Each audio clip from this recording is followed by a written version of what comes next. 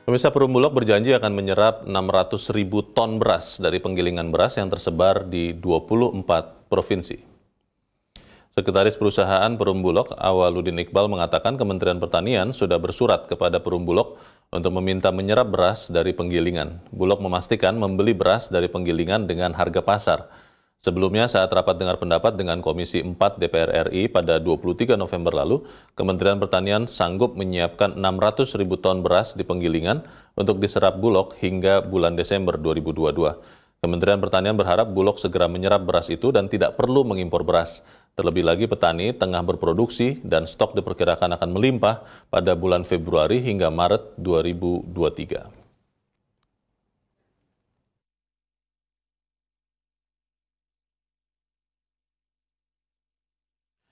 Ya, pemirsa, Kementerian Pertanian sudah meminta Perum Bulog untuk menyerap lebih dari 600.000 ton beras di penggilingan yang tersebar di 24 provinsi. Serapan beras itu diperlukan untuk menambah stok beras yang ada di gudang Bulog. Di sisi lain, Kementerian Perdagangan sudah memberikan persetujuan impor beras bagi Bulog untuk menambah stok cadangan beras. Apakah produksi beras dalam negeri cukup sehingga tidak perlu impor? Kita telah bergabung melalui sambungan telekonferensi dengan Ketua Umum Perkumpulan Penggilingan Padi dan Pengusaha Beras Indonesia atau Perpadi, Sutarto Alimuso. Pak Sutarto, selamat pagi. Selamat pagi, Mas Ronald.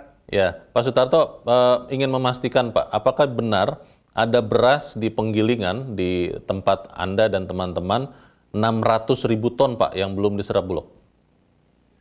Jadi begini, kita ini kan sebenarnya sudah pengalaman ya.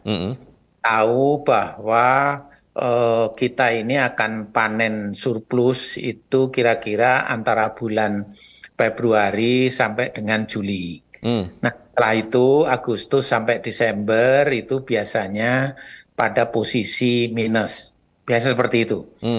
Nah, kemudian apakah sekarang ini yang terjadi di lapangan itu seperti apa? Nah, yang terjadi di lapangan tentunya pada bulan-bulan, apalagi bulan Desember, pasti posisi panennya itu di bawah kebutuhan. Itu yang harus dicatat bersama.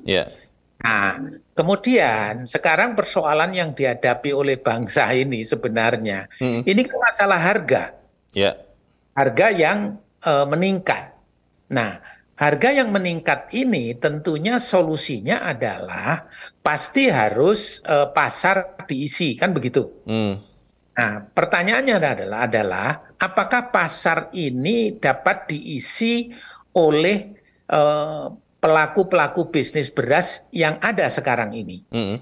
Nah, tentunya tadi itu kalau kita melihat dari jumlah panennya di bawah, tentunya termasuk dia akan mengisi pasar dari cadangan-cadangan yang dia miliki pada saat surplus.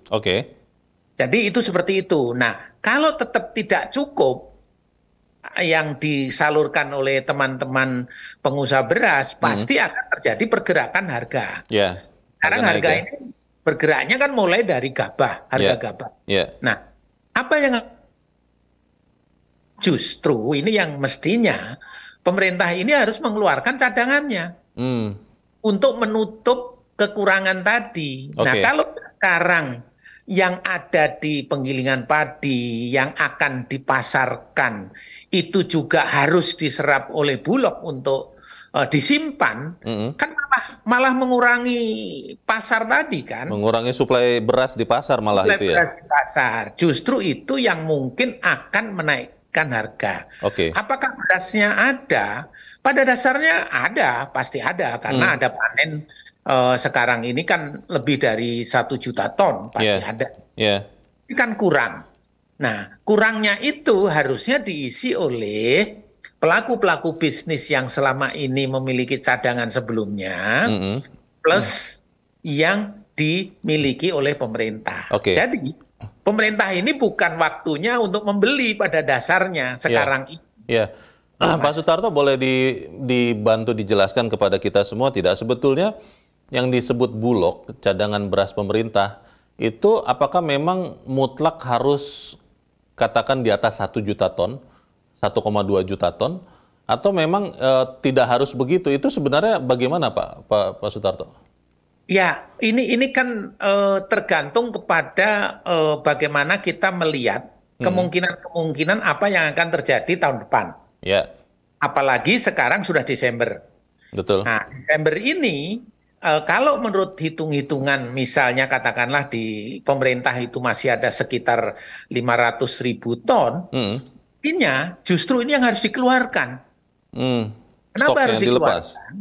Harus dilepas Heeh. supaya nanti karena Januari sudah mulai panen dan kalau menurut data BPS pun Januari ini lebih baik daripada tahun lalu. Hmm, Kita melihat iklim tahun ini juga tentunya masih baik karena oke. bukan El Nino tetapi La Nina. La Nina. Sehingga nanti bulan Februari kalau cadangan yang ada di pemerintah ini kita keluarkan, Hmm. itu di bulan Februari terus bisa membeli yang baru. Ada Oh, ada pembaruan iya, stok. iya, Sehingga tadi itu memang negara sebesar Indonesia kalau bisa itu memang untuk menghindari kemungkinan kalau terjadi bencana alam dan sebagainya yang iya, tidak tak kehendaki, iya. seyogianya memang punya cadangan yang cukup untuk kepentingan beberapa Hmm, bulan. Nah, dulu berhitung kira-kira sekitar 3 bulan oke. sampai 4 bulan. Nah, kalau 3 bulan sampai 4 bulan itu kan menghitung umur padi. Hmm, Jadi sama sekali tidak ada panen gitu. hmm. Kita punya sekitar 1 juta itu, Oh, sampai 1,5 juta ton. oke. Nah, tapi sekarang ini kan posisinya sudah Desember gitu loh. Hmm. Jadi jangan Desember ini malah kita memaksakan diri untuk melakukan tadi itu Penyerapan. penekanan, justru harga ditekan dengan ingin menyerap. Hmm.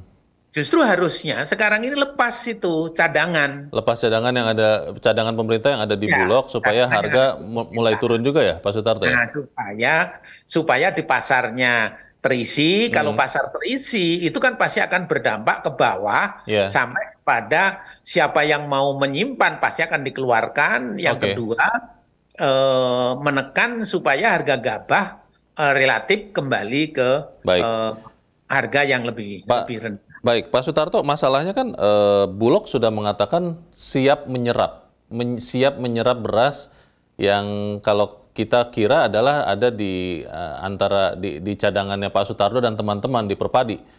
600.000 ton katanya akan diserap. Kalau itu dilakukan sekarang, Pak, Bulog tetap menyerap beras yang ada di tempat Pak Sutarto dan teman-teman, itu bisa terjadi dan dampaknya apa, Pak? Dampaknya, kalau menurut saya, dampaknya akan terjadi kenaikan harga. Kenaikan harga beras? Iya, karena apa? Karena ini kan sebenarnya yang 600 ini Hmm. termasuk yang untuk mengisi pasar pada hari-hari ini kan. Oke. Kalau Ya, barangnya ada, ya, gitu loh. ya. Nah, ini yang harusnya mengisi pasar. Jadi Hmm. jangan ditekan lagi gitu loh, Oke. ditekan mau diambil gitu. Jadi jangan menyerap beras yang ada di Perpadi dan teman-teman. Kalau mengimpor, bagaimana lagi itu ceritanya Pak Sutarto? Ah, begini, mengimpor ini kan sebenarnya harusnya diputuskannya itu logikanya adalah beberapa bulan yang lalu. Ah, ah. Nah, harusnya dihitung betul. Ya, Kenapa harus impor? ya, Nah, kalau sekarang impor, ini sebenarnya nanti datangnya pun jangan-jangan paling cepat akhir Desember atau mungkin awal tahun Januari. depan, Januari. Hmm, Terus, kepentingannya untuk apa? Terus pertanyaannya menjadi begitu. hmm, hmm, Kalau impor sekarang, hmm. sekarang ini kan problematikanya itu kenapa harga naik kan? Ya, Nah, satu-satunya kalau harga naik itu hanya satu-satunya adalah operasi pasar dan ini sudah tahu kok hmm, orang kalau bulan Oktober, November, Desember itu ya, harga akan naik kalau tidak diikuti oleh operasi pasarnya pemerintah. Itu sudah ya. jalan lama. Jadi ini bukan terjadi di tahun ini saja maksud Bapak begitu ya? Oh iya, ini sudah puluhan tahun. Jadi kita sudah tahu polanya itu seperti apa gitu. Ya. Ya. Nah, Kalau pola ini harusnya betul-betul dicermati gitu lah. baik, Pak Sutarto, kalau ada yang mengatakan bahwa sebetulnya produksi beras atau padi tahun ini itu tidak sebagus tahun lalu. Anda yang ada di sawah nih, kalau saya boleh katakan begitu, bisa mengkonfirmasi atau menegasikan itu, Pak? Iya, memang satu ya, Ah, pada panen raya yang pertama itu bagus, hmm, ya. Nah, tetapi sayangnya memang panen kedua ini, menurut laporan dari teman-teman, hmm, ini memang saya yakin ini salah satunya masalah pupuk yang belum terselesaikan dengan oke, baik, ya kan? oke, Sehingga ada yang rendemennya hmm, hmm, turun. Nah, dengan rendemen turun ini kan pasti mengurangi surplus kan. iya, iya, Tapi harus diingat ya sebenarnya Indonesia ini kan surplusnya itu kan tipis. hmm, Jadi antara sekitar kurang dari 2 juta.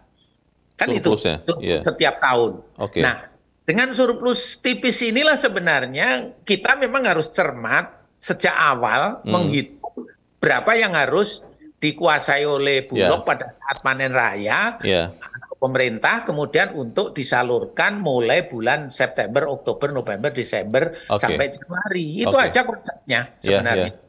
Berarti kalau menurut Anda, Pak Sutarto, Perpadi, teman-teman penggiling padi, eh, Bulog jangan menyerap beras dari penggilingan dan juga pemerintah jangan juga impor beras sekarang. Jadi begini, mestinya jangan menyerap hari ini, Oke. hari-hari ini. Itu memang sudah kita berjalan puluhan tahun. Hmm.